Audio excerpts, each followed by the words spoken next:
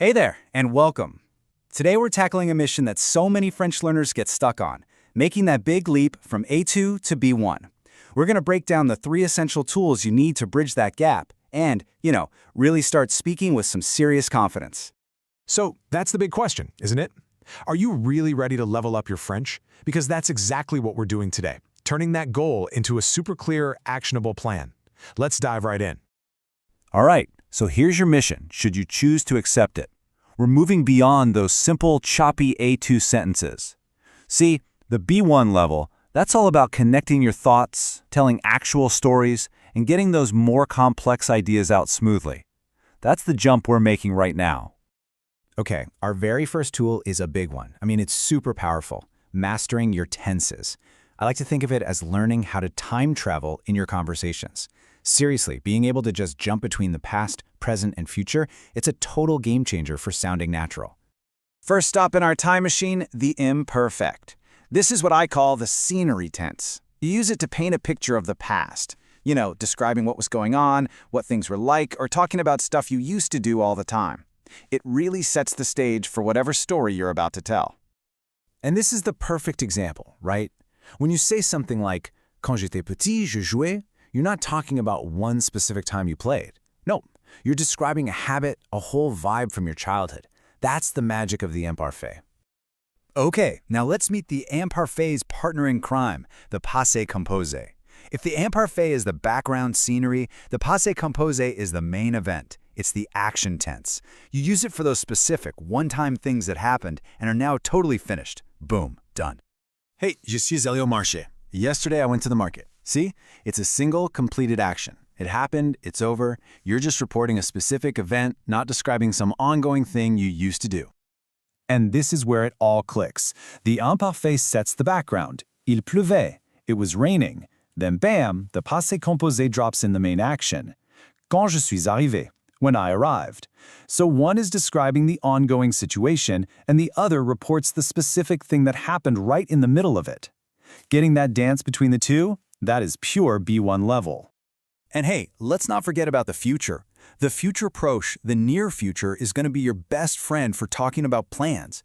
It's so easy to make. You just conjugate the verb aller and then tack on whatever verb you want to use. Je vais visiter. I am going to visit. It's simple, and trust me, you'll hear it all the time in everyday conversations. All right, tool number 2 is all about what I call power verbs. These are those super common verbs that let you express what you want, what you can do, and what you have to do. They're the absolute building blocks of any real conversation. So, say hello to your new best friends. Vouloir, pouvoir, devoir, savoir, and connaître. Just getting these 5 verbs down will massively expand what you're able to say.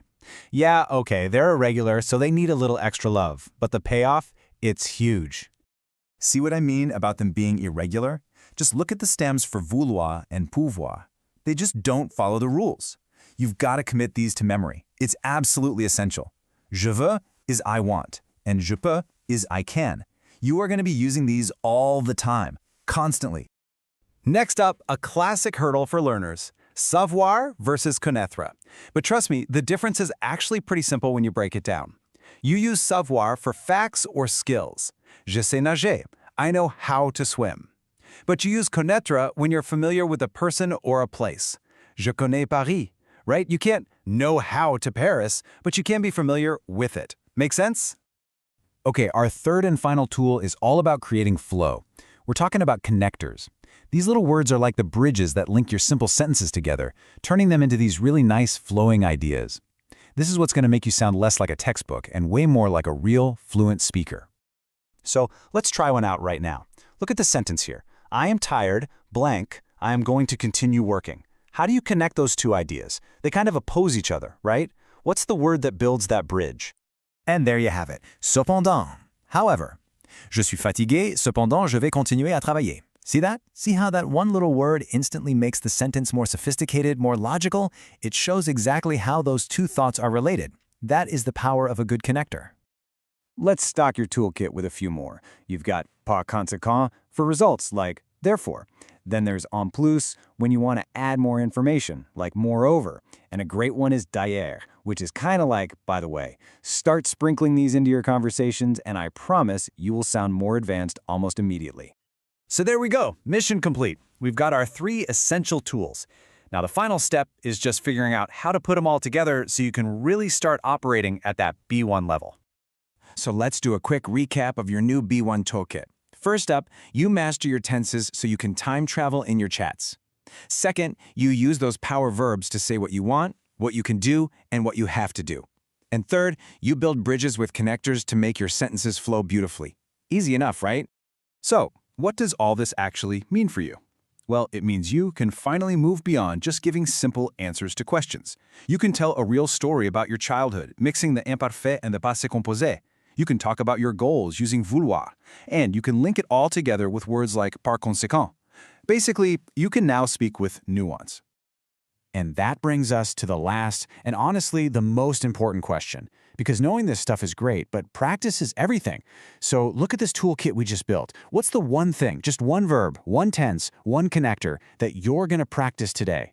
Just pick one, go use it, and you'll be one giant step closer to that B1 goal.